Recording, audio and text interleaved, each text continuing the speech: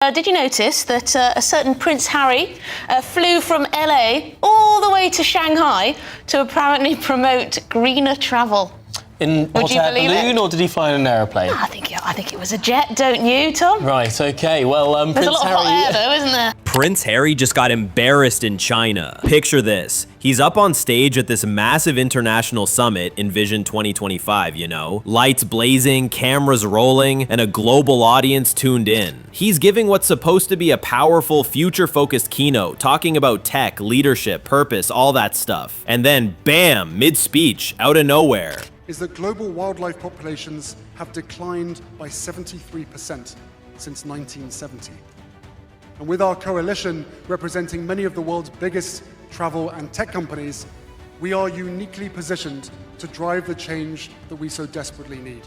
People start walking out, like full rows. What made it crazy was that it was silent and unapologetic, and Harry? He was furious. Not like fake PR smile angry. I'm talking about that tight jaw, dead eyes, who the hell let this happen kind of rage.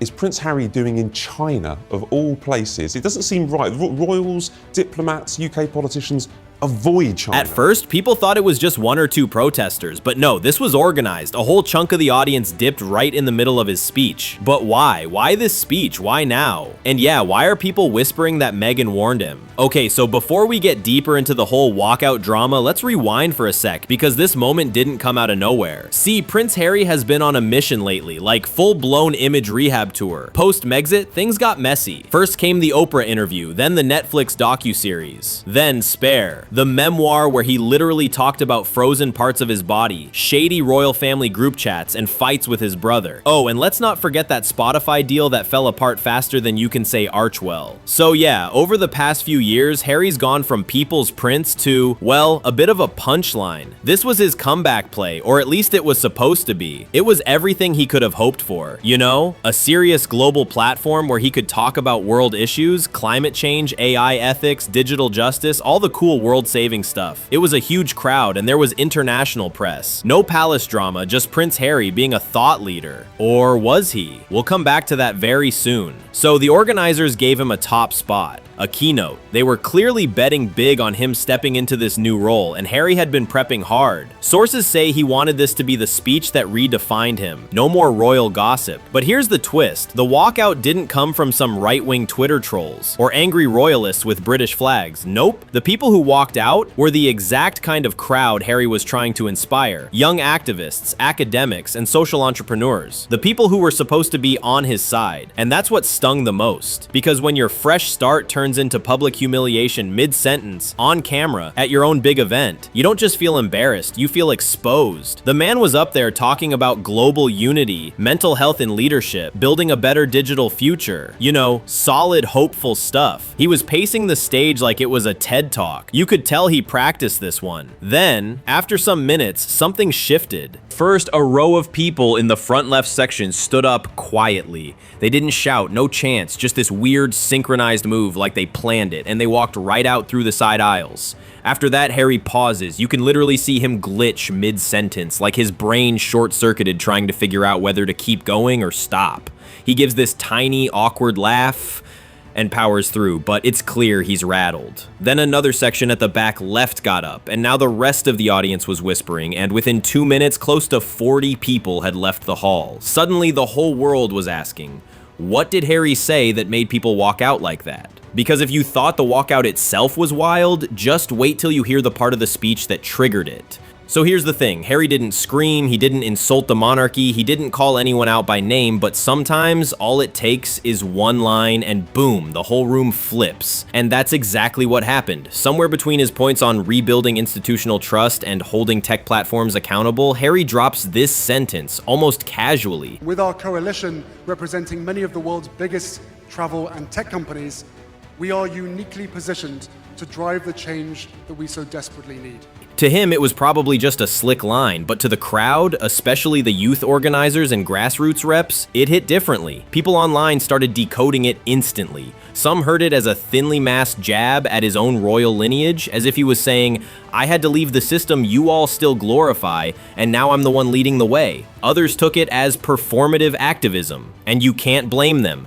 Here's this ultra-privileged guy born into literal castles lecturing people who've actually been fighting for change on the ground for years. So yeah, it wasn't a meltdown, it wasn't screaming, it was the context. The feeling that Harry wasn't just reflecting, he was centering himself, and when people come to a global summit expecting ideas that unite, not royal memoir leftovers in a new package, they don't boo, they walk out. And guess who wasn't shocked by any of this? Meghan, because according to sources at the event, Meghan didn't even attend Envision 2025. And that alone raised eyebrows. Usually when Harry's doing something big and reputation-based, Meghan's there. Not necessarily on stage, but in the crowd, in photos or backstage support, but this time, she wasn't. At first, people assumed it was a scheduling thing, but then this detail dropped. Apparently, Meghan had concerns about the speech from the start. Insiders mentioned that Meghan had read an early draft and warned Harry that it came off as too self-referential. She said it was trying to do too much, and that it leaned a little too hard on his journey instead of the bigger mission. Oof. Now remember, Meghan's no stranger to public speaking. She's headlined UN panels, spoken on female empowerment, and even delivered a college commencement address during the pandemic. Women need a seat at the table. They need an invitation to be seated there. And in some cases, where this isn't available, well then you know what? Then they need... Say what you want about her, she knows how to work a crowd, especially one that's Gen Z, progressive, and activist heavy. And according to some people in her camp, she knew this crowd wasn't going to eat up Harry's "I broke free from the palace" narrative again, especially not when the world's burning and activists are begging for funding, not feelings. And that's the heart of it. Harry is trying to transform from royal to rebel to reformer, but maybe, just maybe, while he's still speaking of palaces and personal pain, the rest of the world is demanding something else entirely. So while Harry's team is scrambling, the media's in meltdown, and Twitter's chewing on that walkout like a fresh scandal sandwich, guess who steps into the spotlight with flawless timing?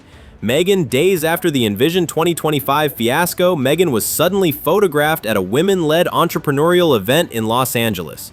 There was no press release and no announcement, just a clean, crisp appearance in neutral tones, shaking hands with founders, sharing laughs, and wait for it, saying nothing about Harry. And that was the move. She wasn't trying to do messy damage control. It was just pure, polished Meghan energy. The press picked it up immediately. But here's what makes it even more interesting. Sources close to the Sussexes say this appearance wasn't planned originally. She slotted it in after the walkout happened. And this wasn't the only move. She also dropped a new podcast teaser the same week, spotlighting women in leadership.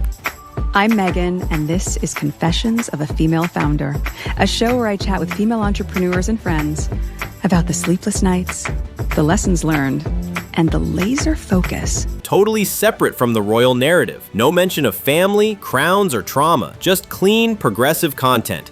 And the shift is real, because now it feels like Meghan's moving, and Harry might be left catching up. So after all the chaos, all the drama, what's the real story here? This walkout wasn't just about a speech that missed the mark, it was a symbol. A loud, clear message from the very people Harry wants to lead. They're tired of the old stories, the royal baggage, the personal pain, the recycled narratives. Harry's trying to reinvent himself, sure, but it feels like he's stuck between two worlds. One foot in the palace past and the other foot in a future he's still figuring out, and that split is costing him. But what do you think? Is this just a rough patch, or is the fairy tale over for good? Drop your take in the comments, like, subscribe, and hit the notification bell so you don't miss the next twist. Because with Harry and Meghan, there's always another twist.